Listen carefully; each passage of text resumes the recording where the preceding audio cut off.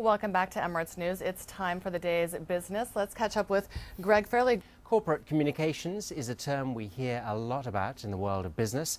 It's not only the way in which a company communicates with staff, but also the all-important bridge between company brand and the general public.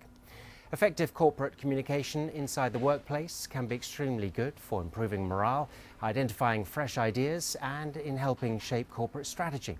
These days, a company's ability to deliver its message and to communicate with investors, customers and the media using new technology is more important than ever.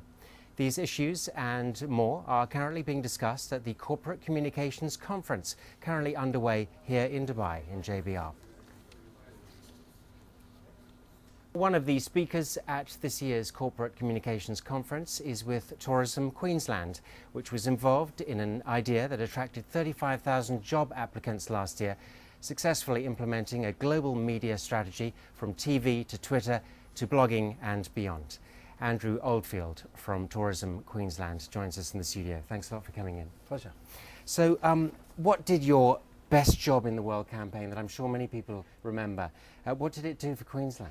It completely thrust us into the world limelight, I guess, when it came to not only tourism but effective communications.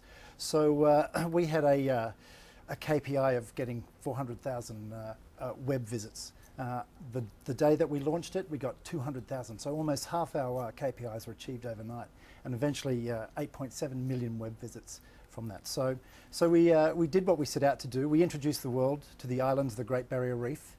We developed a fantastic corporate culture inside the office as well. So it was a whole bevy of things that helped. I mean, I've got to ask you, I mean, is the person still doing the job? Yeah, he did. The actual job was 6 months, so finished at the end of December 2009, and then we've kept Ben on for another further 18 months as a tourism ambassador, and he was here in Dubai last year speaking at the Emirates brochure launch.